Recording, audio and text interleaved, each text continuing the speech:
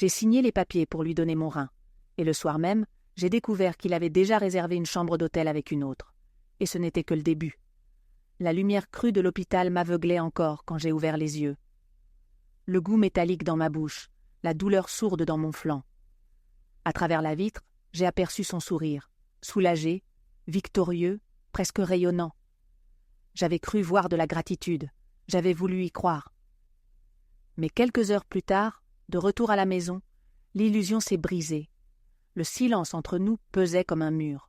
Sa main, que je cherchais machinalement, ne s'est pas tendue vers la mienne, ses yeux fuyant les miens. « Tu es fatigué, repose-toi » a-t-il murmuré, comme on parle à une étrangère qu'on veut faire taire. La chambre, autrefois refuge, était devenue glaciale. Je serrai l'oreiller contre ma cicatrice, écoutant ses pas s'éloigner vers le salon, là où vibrait discrètement son téléphone. Cette nuit-là, je n'ai pas dormi. J'ai entendu le déclic de la porte, ses chaussures qu'il a pris soin de tenir à la main pour ne pas faire de bruit, le souffle d'un moteur dans la rue, et puis plus rien. Le lendemain, je l'ai regardé rire devant sa famille. Moi, encore pâle, appuyé au dossier de la chaise, invisible au milieu de leur conversation. « Elle a toujours été trop fragile » disait sa mère en me jetant un coup d'œil sec. « Mais elle a un grand cœur » a-t-il répondu, et tous ont ri, comme si cette phrase cachait une vérité que je ne devais pas entendre. Un frisson m'a traversé. J'ai baissé les yeux sur ma fille, assise à côté de moi, concentrée sur son dessin. Ses petits doigts tenaient le crayon avec sérieux, comme si tout son univers dépendait de cette feuille de papier. J'ai caressé sa joue. « Je suis encore là », me suis-je dit, mais déjà, au fond de moi, une autre voix chuchotait. Quand ai-je commencé à me sacrifier, au point de disparaître? La pluie battait contre les vitres ce soir-là, comme pour couvrir les mots que je n'osais pas prononcer. Il n'était pas rentré. Encore une fois. Le repas refroidissait sur la table, ma fille s'endormait sur le canapé, serrant son doudou contre elle. J'ai pris son téléphone laissé dans l'entrée. L'écran s'est allumé, et j'ai vu son visage, mais pas à mes côtés. Une photo de lui, enlacé avec une femme que je ne connaissais pas, devant un restaurant chic. Son sourire. Le même que celui qu'il m'avait offert autrefois. Je me suis figée. Le monde s'est contracté. Ma respiration s'est tachée. Non, ça ne peut pas être ça, ai-je chuchoté dans le noir. Mais tout concordait. Les absences, les regards détournés, les murmures de sa famille. Ils savaient, tous. Et moi, je n'étais plus qu'un pion déjà sacrifié. Le lendemain, j'ai voulu en parler. J'ai attendu qu'il rentre, qu'il s'assoie en face de moi. Mais quand j'ai ouvert la bouche, il m'a coupé d'un geste. « Pas ce soir. Tu dramatises toujours. »« Je sais pour elle, » ai-je lâché malgré la boule dans ma gorge. Il a levé les yeux vers moi, lentement, puis a souri. « Et alors ? Tu devrais te reposer, c'est tout. » Sa voix m'a glacé. Pas un sursaut de culpabilité. Rien. Comme si tout avait été prévu. Je l'ai regardé se lever, saisir sa veste et sortir sans un mot de plus. Les larmes me brûlaient les yeux, mais je ne les ai pas laissées couler. À travers la fenêtre, j'ai vu les phares de sa voiture disparaître dans la nuit. Je me suis assise par terre, dos contre le mur, les jambes tremblantes. Ma main s'est posée instinctivement sur ma cicatrice. La douleur, encore fraîche, m'a ramenée à la réalité. J'avais donné une partie de moi pour sauver un homme qui m'effaçait déjà de sa vie. Et dans ce silence oppressant, une question s'est imposée, tranchante comme une lame. Jusqu'où allait-il aller pour m'effacer complètement? Le matin suivant, je me suis levée avant l'aube. La maison était silencieuse, presque étrangère. Dans la cuisine, la lumière blafarde révélait encore les assiettes de la veille, oubliées sur la table. J'ai pris son ordinateur portable. Mes mains tremblaient, mais je savais que je n'avais plus le droit d'hésiter. Le mot de passe, trop facile. Sa date de naissance, comme toujours. L'écran s'est ouvert, et avec lui, une succession de dossiers soigneusement rangés, documents bancaires, échanges de mails, fichiers aux noms trop vagues. J'ai cliqué au hasard. Des factures d'hôtel, des virements vers un compte inconnu. Puis un message. Tout est prêt. Après le divorce, nous pourrons officialiser. Mon cœur s'est serré. Le divorce. Pas une rumeur, pas une hypothèse. Un projet concret, préparé depuis des mois. J'ai refermé l'ordinateur à la hâte. Mes jambes me portaient à peine. Je me suis appuyée contre le plan de travail, luttant pour ne pas céder au vertige. J'aurais voulu hurler, le réveiller, lui jeter à la figure tout ce que j'avais découvert. Mais non, il fallait du silence, de la patience. Si lui et sa famille avaient tissé une toile, je devais apprendre à m'y glisser sans être vu. Pas une victime, ai-je soufflé entre mes dents. Dans la journée, j'ai pris rendez-vous avec Maître Dubois, un avocat recommandé par une ancienne collègue. Son bureau sentait le cuir et le papier ancien. Il m'a écouté sans m'interrompre, les mains jointes, le regard fixé sur moi comme pour mesurer ma détermination. « Vous comprenez, ai-je dit, il n'a pas seulement trahi notre mariage, il a planifié, comme si je n'étais qu'un moyen, un outil ?» L'avocat a hoché la tête. « Vous avez des preuves ?»« Pas encore assez, mais je peux en trouver. » Il a marqué un silence. « Alors trouvez-les. Chaque détail compte, et surtout, ne lui montrez rien, le moindre geste impulsif, et il retournera tout contre vous. » Ces mots ont frappé juste. Je me suis surprise à acquiescer. Oui, il fallait changer de peau. Ne plus pleurer, ne plus supplier. Observer, calculer. Le soir, lorsqu'il est rentré, je l'ai accueilli avec un sourire fin. « Tu veux manger quelque chose ?» ai-je demandé d'une voix douce. Il m'a jeté un regard surpris, presque méfiant. « Non, j'ai déjà dîné. » Je me suis contentée d'un hochement de tête, puis j'ai débarrassé la table comme si de rien n'était. Mais dans mon dos, je sentais son regard, comme s'il devinait que quelque chose avait changé. Ma petite revanche, ce soir-là, a été minuscule. J'ai effacé les messages d'une certaine C sur son téléphone, profitant de sa douche. Rien de compromettant pour moi, mais assez pour semer une ombre de doute entre eux. Quand il est sorti de la salle de bain, il avait déjà l'air contrarié, son écran entre les mains. « Tout va bien ?» ai-je lancé innocemment. Il m'a toisé un instant, puis a détourné le regard. « Rien, juste un bug. » Je me suis retenue de sourire. Dans la nuit, je suis restée éveillée, assise au bord du lit. Je le regardais dormir, ce corps que j'avais sauvé au prix du mien. Son souffle lourd, indifférent, emplissait la pièce. Et je me suis dit, c'est fini. Plus jamais je ne serai l'ombre de moi-même. La peur était toujours là, oui, mais une autre force s'était glissée en moi, une lucidité froide. J'avais commencé à rassembler les pièces du puzzle. Et bientôt, il découvrirait que celle qu'il croyait docile avait appris à jouer. La pluie tombait sans discontinuer ce matin-là, battant contre les vitres comme une mise en garde. J'avais passé la nuit à classer les relevés bancaires que j'avais trouvés, à les imprimer en secret, à les cacher dans une boîte de jouets de ma fille. Je croyais être prudente. Je croyais avancer. Mais à peine avais-je déposé ma fille à l'école qu'il m'a appelée. « On doit parler » a-t-il dit d'une voix glaciale. « Maintenant » ? Oui. Quand je suis rentrée, il m'attendait déjà dans le salon, ses bras croisés, son téléphone à la main. Derrière lui, sa mère. Ses yeux lancèrent des éclairs. « Qu'est-ce que tu fouilles dans mes affaires ?» demanda-t-il sans lever la voix. J'ai senti mon estomac se contracter. « Je ne vois pas de quoi tu parles. » Il a souri, un sourire que je n'avais jamais vu, tranchant, cruel. « Tu crois vraiment que je ne vois pas ce que tu touches, ce que tu ouvres ?» Sa mère s'est avancée. « Nous savons que tu ne vas pas bien. Regarde-toi. Tu es instable, obsédé. Ce n'est pas sain pour l'enfant. » Mes jambes ont vacillé. Une panique glacée m'a saisie. Ils étaient deux, parfaitement coordonnés. « Tu veux me faire passer pour folle ?» ai-je lancé, la voix brisée. « Tu n'as pas besoin de nous pour ça » a rétorqué sa mère. La scène suivante s'est gravée dans ma mémoire comme une brûlure. 2 jours plus tard, des assistants sociaux sont venus chez moi. Ils ont feuilleté des dossiers, posé des questions froides. « Est-ce que vous prenez un traitement ? Avez-vous déjà eu des crises d'angoisse devant votre fille ?» Je comprenais. Ils avaient préparé tout ça. Ils avaient pris de l'avance, comme toujours. Quand l'agent m'a annoncé qu'une garde provisoire serait confiée au père, le monde s'est effondré. Ma fille, mes bras vides, ses yeux agrippés aux miens alors qu'on l'emmenait. « Maman !» criait-elle en tendant ses mains. Je n'oublierai jamais ce cri. Je suis restée figée dans le couloir. Plus de souffle, plus de force. Comme si mon corps refusait d'exister sans elle. Cette nuit-là, seule dans la maison devenue trop grande, je me suis assise devant le miroir de la salle de bain. Mes yeux étaient gonflés, mes joues creuses, ma cicatrice encore vive. Le reflet tremblait sous la lumière blafarde. « Voilà ce qu'il voulait !» ai-je pensé. « Me réduire à ça, une silhouette creuse, une femme qu'on peut rayer d'un trait de plume. » Un instant, j'ai levé la main vers mon reflet. Puis j'ai frappé. Le verre s'est fendu, éclatant en 1000 morceaux.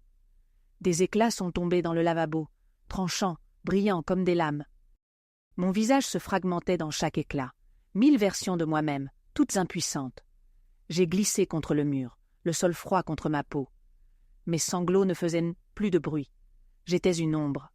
Mais dans ce silence écrasant, un murmure s'est formé au fond de moi. Peut-être une illusion, peut-être une vérité. Si tu renonces maintenant, ils t'auront tué sans même lever la main. J'ai fermé les yeux. L'image de ma fille est apparue, son dessin au crayon de couleur, son rire cristallin. C'était elle, la seule vérité, la seule qui valait encore la peine de me relever. Alors j'ai laissé mes mains ensanglantées reposer sur mes genoux. Le sol était dur, la douleur réelle.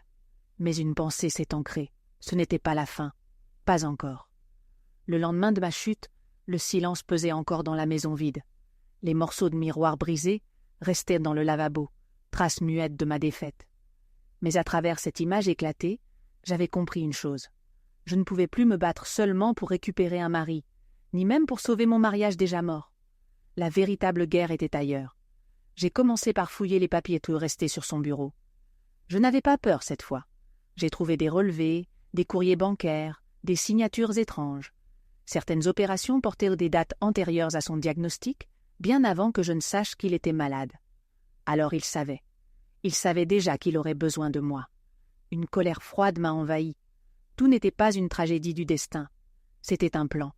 J'ai pris mon téléphone et j'ai appelé Maître Dubois. « J'ai trouvé ce qu'il vous faut », ai-je dit d'une voix ferme. « De quoi s'agit-il » ? Des preuves de préméditation. Il a utilisé ma confiance comme une ressource. Et il a manipulé les services sociaux. Un silence, puis sa voix grave. « Alors il ne s'agit plus seulement d'un divorce. C'est une affaire pénale.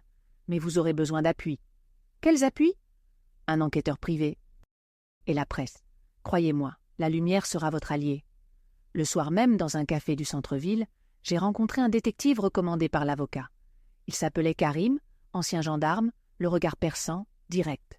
« Vous êtes sûr de vouloir aller jusque-là » m'a-t-il demandé en prenant des notes. « Je n'ai plus rien à perdre » ai-je répondu. « On m'a déjà tout pris. » Il a hoché la tête, comme s'il reconnaissait cette détermination. « Alors, je vais suivre ses mouvements, ses comptes, ses rendez-vous. Mais sachez que si sa famille pourrait être impliquée, cela va remuer large. » J'ai senti une étrange énergie parcourir mes veines. Oui, large. Pas seulement lui, pas seulement sa nouvelle femme. Toute une toile de mensonges. 2 semaines plus tard, Karim est revenu avec un dossier épais. « Vous aviez raison, » dit-il en le posant devant moi. Il n'était pas malade par hasard. Le diagnostic était connu depuis des années. Et il a construit un plan avec sa famille pour que vous soyez celle qui donne, pendant qu'eux recevaient. Je feuilletais les pages, incapable de respirer. Contrats, emails, échanges avec des cliniques privées, tout y était. « Et ce n'est pas tout » ajouta Karim. « Des transferts d'argent douteux, une société écran, des transactions avec cette femme qui vit déjà presque chez vous. » J'ai relevé les yeux. Une chaleur brûlait dans ma poitrine. Plus de peur, plus de larmes. Alors ce n'est plus seulement mon histoire, c'est un scandale. Le soir, je suis rentré dans la maison encore sombre. J'ai allumé la lampe du salon et j'ai observé les murs. Autrefois, ce lieu était mon refuge. Aujourd'hui, il n'était plus qu'un décor creux. Mais je n'étais plus une prisonnière. Je me suis assise, carnet en main. J'ai écrit chaque nom, chaque date, chaque détail. Une cartographie de leur trahison. Et au centre, un mot encerclé, justice. Pour la première fois depuis longtemps, je n'ai pas pensé à lui. Je n'ai pas pensé à ce que j'avais perdu. J'ai pensé à ce que je pouvais sauver, ma fille, mon intégrité, la vérité. Dans la nuit, un orage a éclaté dehors. Le tonnerre secouait les vitres, la pluie battait comme une délivrance. J'ai souri. Cet orage n'était pas une menace, c'était l'annonce de ce qui allait venir. Le plan prenait forme. Je n'étais plus la femme qui subissait. Je devenais celle qui observait, notait, avançait sans bruit. Chaque mouvement comptait désormais. J'ai retrouvé Karim un soir, dans un bar discret près de la gare. Ses yeux fatigués scrutèrent la salle, avant de se poser sur moi. « J'ai suivi votre mari ?» dit-il en ouvrant un petit carnet. Il s'affiche déjà publiquement avec elle. Restaurant, dîner, même des réunions de famille. J'ai serré la mâchoire. « Parfait, » ai-je répondu. « Qu'il s'expose. Plus il se montre, plus nous aurons de témoins. » Il a souri. « Vous commencez à penser comme une stratège. » Quelques jours plus tard, J'ai accepté une invitation de la belle-sœur de mon mari à une réception. Un piège social, je le savais, mais je devais y être. La maison débordait de rires, de verres qui s'entrechoquaient, et eux, au centre de la scène, lui et sa nouvelle compagne, radieux, comme s'ils vivaient une victoire. Je suis entrée, droite, maquillée avec soin, robe sobre mais élégante. Les conversations se sont brièvement figées, des regards se sont échangés. Il m'a aperçue. Un léger trouble a traversé son visage, puis il a repris son masque de confiance. Sa mère est venue vers moi, sourire faux aux lèvres. « Tu devrais éviter ce genre d'endroit. Ce n'est pas approprié dans ta situation. »« Vraiment ?» ai-je répliqué calmement. « Je crois que c'est exactement le contraire. Je l'ai laissée planter là, stupéfaite. Pour la première fois, je n'avais pas baissé les yeux. Karim, infiltré parmi les invités comme un simple convive, m'a fait un signe discret. Nous avions convenu de capter chaque geste, chaque mot. À un moment, j'ai volontairement laissé traîner mon sac près de leur table. Dedans, un petit micro. Leurs voix ont été enregistrées, leurs confidences chuchotées mais compromettantes. À minuit, quand je suis sortie, la pluie fine tombait encore. Karim m'a rejoint. « On a tout, » murmura-t-il. Les preuves de leur machination financière, leur discussion sur la garde. Vous ne serez plus seul. Je l'ai regardé. Ces mots avaient le goût d'une promesse.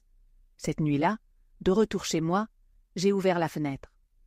Le vent froid s'est engouffré, soulevant les rideaux. Je n'étais plus l'épouse humiliée, je n'étais plus la femme sacrifiée.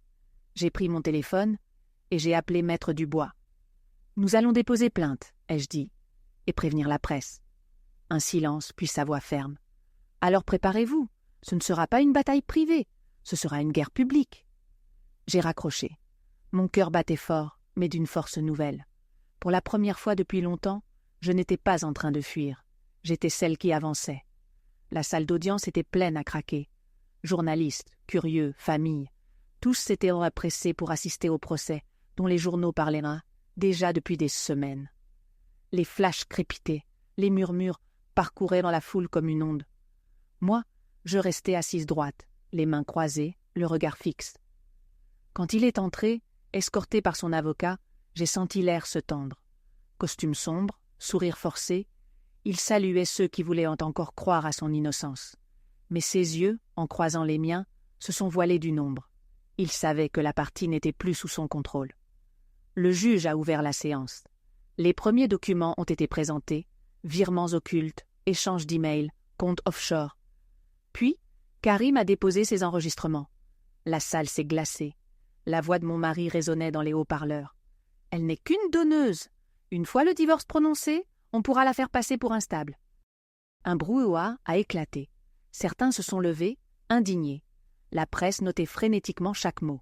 Moi, je fixais le sol. J'avais déjà entendu ces phrases dans secret, mais les voir mises au grand jour me donnaient une étrange sensation, ni soulagement, ni triomphe. Un vide seulement. Quand vint mon tour, j'ai dû répondre aux questions. L'avocat adverse tentait de me faire vaciller.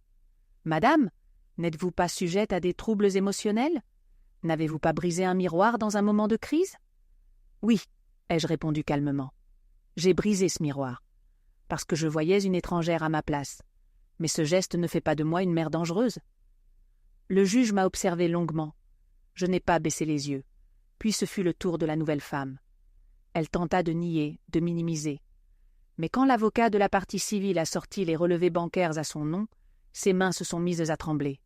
La foule a réagi comme une marée, un murmure grondant. Mon mari, lui, a perdu son masque. Ses lèvres remuaient, nerveusement. Ses doigts tapaient sur la table. Enfin, il s'est levé brutalement. « Tout ça est un complot !» hurla-t-il. « Elle m'a piégé, elle m'a toujours manipulé. » Le juge a levé la main pour réclamer le silence. Mais déjà, les caméras captèrent son visage déformé par la colère, ses yeux fous. L'image allait circuler partout, et il le savait. Quand la séance a été levée, la foule s'est précipitée à l'extérieur. Les journalistes encerclaient les avocats, les flashs déchiraient la nuit. Je me suis glissée parmi eux, mais sans chercher la lumière. Certains m'appelaient, voulaient des déclarations. Je n'ai rien dit. Je suis sortie seule par une porte latérale.